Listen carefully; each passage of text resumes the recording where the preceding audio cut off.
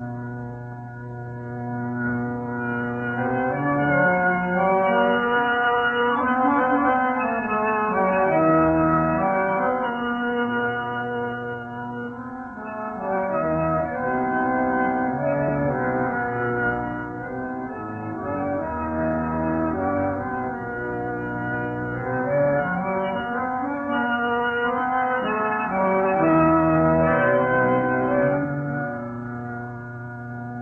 कौन आज आया सवेरे सवेरे,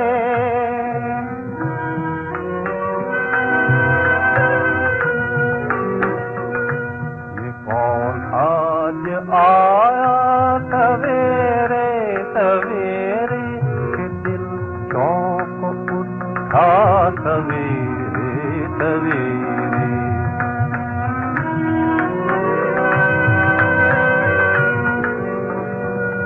कहा रूप ने गात है चौधरी का, कहा रूप ने गात है चौधरी का, मगर चाँद कैसा सवेरे सवेरे।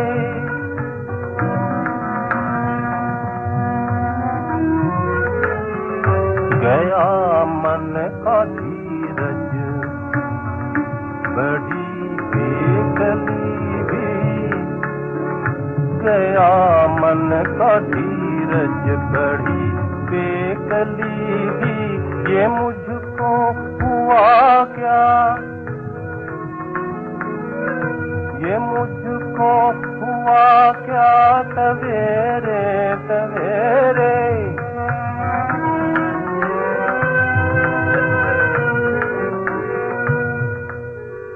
आते ही एक तरह तार ने दिल छीन लिया, आते ही एक तरह तार ने दिल छीन लिया। दिलरुबा बन के दिलादार ने दिल छीन लिया, बाकी चितवन के चिते प्यार ने दिल छीन लिया। देखे धोखा किसी यार ने दिल छीन लिया। आँखों में जादू बातों में टोना,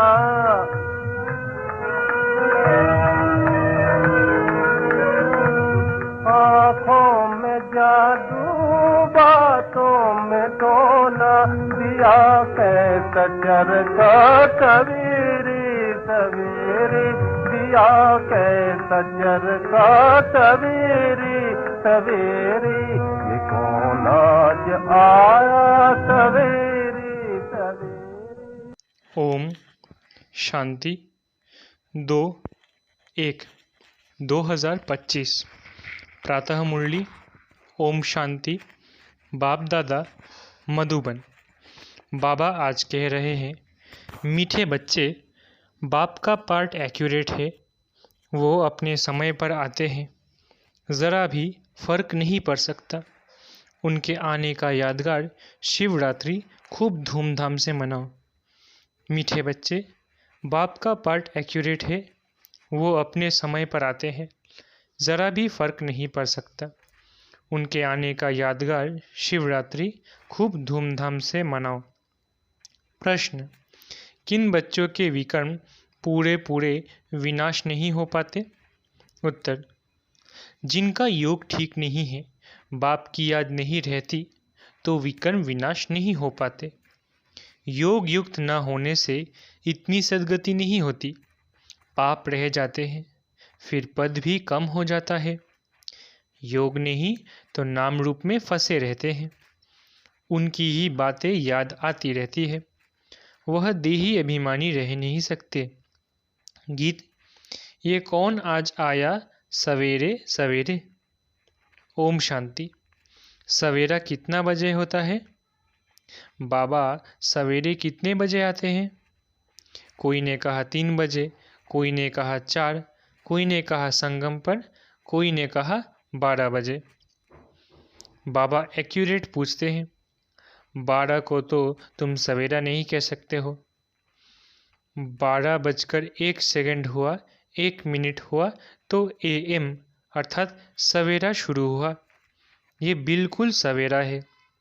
ड्रामा में इनका पार्ट बिल्कुल एक्यूरेट है। सेकंड की भी देरी नहीं हो सकती। ये ड्रामा अनादि बना हुआ है। 12:01 जब तक नहीं हुआ है तो AM नहीं कहेंगे। यह बेहद की बात है।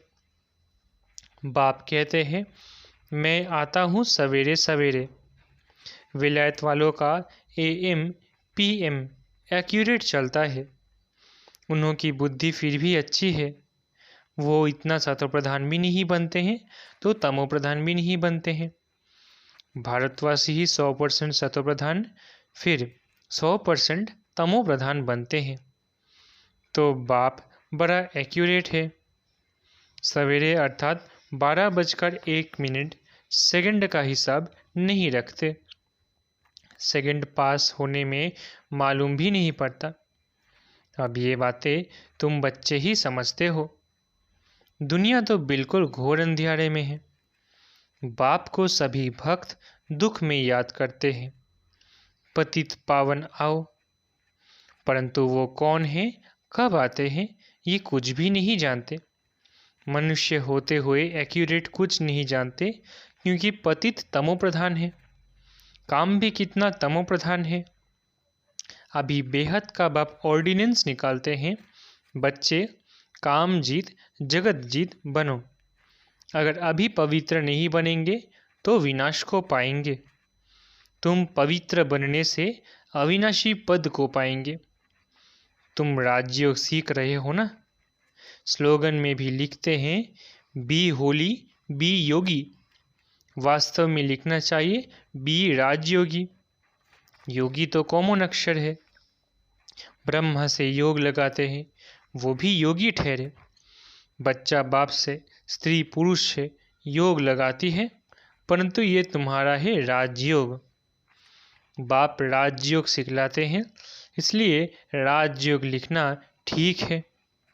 बी होली एंड राजयोगी। दिन प्रतिदिन करेक्शन तो होती रहती है। बाप भी कहते हैं, आज तुमको गुह्य से गुह्य बातें सुनाता हूँ। अब शिव जयंती भी आने वाली है। शिव जयंती तो तुमको अच्छी रीति मनानी है। शिव जयंती पर तो बहुत अच्छी रीति सर्विस करनी है। जिनके पास प्रदर्शनी है, सभी अपने अपने सेंटर पर अथवा घर में शिव जयंती अच्छी रीति मनाओ और लिख दो, शिव बाबा गीता ज्ञान दाता। बाप से बेहद का वर्षा लेने का रास्ता आकर सीखो। भल बत्तियाँ आदि भी जला दो। घर घर में शिव जयंती मनानी चाहिए। तुम ज्ञान गंगाएं हो ना, तो हर एक के पास गीता पाठशाला होनी चाहिए। घर घर में गीता तो पढ़ते हैं ना। पुरुषों से भी माताएं भक्ति में तीखी होती है। ऐसे कुटुंब परिवार भी होते हैं जहाँ गीता पढ़ते हैं, तो घर में भी चित्र रख देनी चाहिए। लिख दे कि बेहद के बाप से आकर फिर से वर्षा लो। ये शिव जयंती का त्यौहार वास्तव में तुम्हारी सच्ची दीपावली है। जब शिव बाप आते हैं तो घर घर में रोशनी हो जाती है। इस त्योहार को खूब बत्तियां आदि जलाकर रोशनी कर मनाओ। तुम सच्ची दीपावली मनाते हो। फाइनल तो होना है सतयुग में। वहाँ घर घर में रोशनी ही रोशनी होगी, अर्थात हर आत्मा की ज्योत जगी रहती है। यहाँ तो अंधियारा है। आत्माएं आसुरी बुद्धि बन पड़ी है। वहाँ आत्माएं पवित्र होने से देवी बुद्धि रहती है। आत्मा ही पतित, आत्मा ही पावन बनती है। अभी तुम वर्थ नॉट अ पेनी से पाउंड बन रहे हो। आत्मा पवित्र होने से शरीर भी पवित्र मिलेगा। यहाँ आत्मा अपवित्र है तो शरीर और दुनिया भी इम्प्योर है। इन बातों को तुम्हारे में से कोई थोड़े हैं जो यथार्थ रीति समझते हैं और उनके अंदर खुशी होती है। नंबरवार पुरुषार्थ तो करते रहते हैं। ग्रहचारी भी होती है। कभी राहु की ग्रहचारी बैठती है तो आश्चर्यवत भागंती हो जाते हैं। बृहस्पति की दशा से बदलकर ठीक राहु की दशा बैठ जाती है। काम विकार में गया और राहु की दशा बैठी, मल्ल युद्ध होती है ना। तुम माताओं ने देखा नहीं होगा, क्योंकि माताएं होती है घर की घरेत्री। अब तुमको मालूम है भ्रमरी को घरेत्री अर्थात घर बनाने वाली कहते हैं। घर बनाने का अच्छा कारीगर है, इसलिए घरेत्री नाम है। कितनी मेहनत करती है, वो भी पक्का मिस्त्री है। 2-3 कमरा बनाती है, 3-4 कीड़े ले आती है। वैसे तुम भी ब्राह्मणिया हो, चाहे 1-2 को बनाओ, चाहे 10-12 को, चाहे 100 को, चाहे 500 को बनाओ। मंडप आदि बनाते हो, ये भी घर बनाना हुआ ना। उनमें बैठ सबको भूं भूं करते हो। फिर कोई तो समझकर कीड़े से ब्राह्मण बनते हैं, कोई सड़ा हुआ निकलते हैं, अर्थात इस धर्म के नहीं हैं। इस धर्म वालों को ही पूरी रीति टच होगा। तुम तो फिर भी मनुष्य हो ना। तुम्हारी ताकत अर्थात ब्रह्मणी से जास्ती है। तुम 2000 के बीच में भी भाषण कर सकते हो। आगे चल 4-5 हजार की सभा में भी तुम जाएंगे।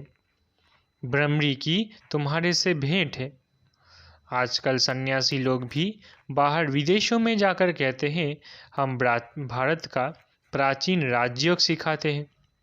आजकल माताएं भी गुरु कफनी पहनकर जाती है, फॉरेनर्स को ठग कर आती है। उनको कहती है भारत का प्राचीन राजयोग भारत में चलकर सीखो। तुम ऐसे थोड़ी ही कहेंगे कि भारत में चलकर सीखो। तुम तो फॉरेन में जाएंगे तो वहाँ ही बैठ समझाएंगे ये राजयोग सीखो तो स्वर्ग में तुम्हारा जन्म हो जाएगा। इसमें कपड़ा आदि बदलने की बात नहीं है। यहाँ ही देह के सब संबंध भूल अपने को आत्मा समझ बाप को याद करो। बाप ही लिबरेटर गाइड है, सबको दुख से लिबरेट करते हैं। अभी तुमको सतो प्रधान बनना है। तुम पहले गोल्डन एज में थे, अब आयरन एज में हो। सारी वर्ल्ड सभी धर्म वाले आयरन एज में हैं। कोई भी धर्म वाला मिले, उनको कहना है बाप कहते हैं अपने को आत्मा समझ मुझे याद करो, तो तुम पावन बन जाएंगे। फिर मैं साथ ले जाऊंगा। बस इतना ही बोलो, जास्ती नहीं। ये तो बहुत सहज है। तुम्हारे शास्त्र में भी है कि घर घर में संदेश दिया। कोई एक रह गया तो उसने उल्हेना दिया, मुझे कोई ने बताया नहीं। बाप आए हैं तो पूरा ढिंडोरा पीटना चाहिए। एक दिन ज़रूर सबको पता पड़ेगा कि बाप आए हैं, शांतिधाम सुखधाम का वर्षा देने। बरोबर जब डीटिज्म था तो और कोई धर्म नहीं था, सभी शांतिधाम में थे। ऐसे ऐसे ख्यालात चलने चाहिए, स्लोगन बनाने चाहिए। बाप कहते हैं देह सहित सब संबंधों को छोड़ो, अपने को आत्मा समझ मुझ बाप को याद करो, तो आत्मा पवित्र बन जाएगी। अभी आत्माएं अपवित्र है। अभी सबको पवित्र बनाए बाप गाइड बन वापिस ले जाएंगे। सब अपने अपने सेक्शन में चले जाएंगे। फिर डीटी धर्म वाले नंबरवार आएंगे। कितना सहज है। ये तो बुद्धि में धारण होना चाहिए। जो सर्विस करते हैं वो छिपे नहीं रह सकते। डिस सर्विस करने वाले भी छिप नहीं सकते। सर्विसेबल को तो बुलाते हैं, जो कुछ भी ज्ञान नहीं सुना सकते उनको थोड़े ही बुलाएंगे। वो तो और ही नाम बदनाम कर देंगे। कहेंगे बीके ऐसे होते हैं क्या, पूरा रिस्पॉन्ड भी नहीं करते, तो नाम बदनाम हुआ ना। शिव बाबा का नाम बदनाम करने वाले ऊंच पद पा न सके। जैसे यहाँ भी कोई तो करोड़पति पद्मपति भी है, कोई तो देखो भूख मर रहे हैं। ऐसे बेघर्स भी आकर प्रिंस बनेंगे। अभी तुम बच्चे ही जानते हो, वही श्री कृष्ण जो स्वर्ग का प्रिंस था वो फिर बेगर बनते हैं, फिर बेगर टू प्रिंस बनेंगे। ये बेगर थे ना, थोड़ा बहुत कमाया, वो भी तुम बच्चों के लिए, नहीं तो तुम्हारी संभाल कैसे हो। ये सब बातें शास्त्रों में थोड़ी ही है, शिव बाबा ही आकर बतलाते हैं। बरोबर ये गांव का चोरा था, नाम कोई श्री कृष्ण नहीं था। ये आत्मा की बात है, इसलिए मनुष्य मूंझे हुए हैं। तो बाबा ने समझाया, शिव जयंती पर हर एक घर घर में चित्रों पर सर्विस करे, लिख दे कि बेहद के बाप से 21 जन्मों के लिए स्वर्ग की बादशाही सेकंड में कैसे मिलती है, सो आकर समझो। जैसे दिवाली पर मनुष्य बहुत दुकान निकाल बैठते हैं, तुमको फिर अविनाशी ज्ञान रत्नों का दुकान निकाल बैठना है। तुम्हारा कितना अच्छा सजाया हुआ दुकान होगा। मनुष्य दिवाली पर करते हैं, तुम फिर शिव जयंती पर करो। जो शिव बाबा सबके दीप जगाते हैं, तुमको विश्व का मालिक बनाते हैं। वो तो लक्ष्मी से विनाशी धन मांगते हैं, और यहाँ जगदम्बा से तुमको विश्व की बादशाही मिलती है। ये राज बाप समझाते हैं, बाबा कोई शास्त्र थोड़ी ही उठाते हैं। बाप कहते हैं, मैं नॉलेजफुल हूँ ना। हाँ, ये जानते हैं फलाने फलाने बच्चे सर्विस बहुत अच्छी करते हैं, इसलिए याद पड़ती है। बाकी ऐसे नहीं कि एक एक के अंदर को बैठ जानता हूँ। हाँ, कोई समय पता पड़ जाता है या पतित है, शक पड़ता है, उनकी शक्ल ही मायूस हो जाती है, तो ऊपर से बाबा भी कहला भेजता है, इनसे पूछे। ये भी ड्रामा में नूंद है, जो कोई कोई के लिए बताते हैं, बाकी ऐसे नहीं सबके लिए बताएंगे। ऐसे तो ढेर है, काला मुंह करते हैं, जो करेंगे सो अपना ही नुकसान करेंगे। सच बतलाने से कुछ फायदा होगा, नहीं बताने से और ही नुकसान करेंगे। समझना चाहिए, बाबा हमको गोरा बनाने आए हैं और हम फिर काला मुंह कर लेते हैं। ये है ही कांटों की दुनिया, ह्यूमन कांटे हैं। सत्युग को कहा जाता है गार्डन ऑफ अल्लाह, और यह है फॉरेस्ट। इसलिए बाप कहते हैं, जब जब धर्म की ग्लानि होती है तब मैं आता हूँ। फर्स्ट नंबर श्री कृष्ण देखो, फिर 84 जन्मों के बाद कैसा बन जाता है। अभी सब है तमो प्रधान, आपस में लड़ते रहते हैं। ये सब ड्रामा में है, फिर स्वर्ग में ये कुछ नहीं होगा। पॉइंट्स तो ढेर की ढेर है, नोट करनी चाहिए। जैसे बैरिस्टर लोग भी पॉइंट्स का बुक रखते हैं ना, डॉक्टर लोग भी किताब रखते हैं, उसमें देखकर दवाई देते हैं। तो बच्चों को कितना अच्छी रीति पढ़ना चाहिए, सर्विस करनी चाहिए। बाबा ने नंबर 1 मंत्र दिया है, मन मना भव। बाप और वर्षे को याद करो तो स्वर्ग के मालिक बन जाएंगे। शिव जयंती मनाते हैं, परंतु शिव बाबा ने क्या किया, जरूर स्वर्ग का वर्षा दिया होगा। उसको 5000 वर्ष हुए, स्वर्ग से नरक, नरक से स्वर्ग बनेगा। बाप समझाते हैं, बच्चे योग युक्त बनो तो तुम्हारे हर बात अच्छी तरह समझ में आएगी। परंतु योग ठीक नहीं है, बाप की याद नहीं रहती तो कुछ समझ नहीं सकते, विकर्म भी विनाश नहीं हो पाते। योग युक्त ना होने से ही इतनी सद्गति भी नहीं होती है, पाप रह जाते हैं, फिर पद भी कम हो जाता है। बहुत है, योग कुछ भी नहीं है, नाम रूप में फंसे रहते हैं। उनकी ही याद आती रहेगी तो विकर्म विनाश कैसे होंगे। बाप कहते हैं, देही अभिमानी बनो।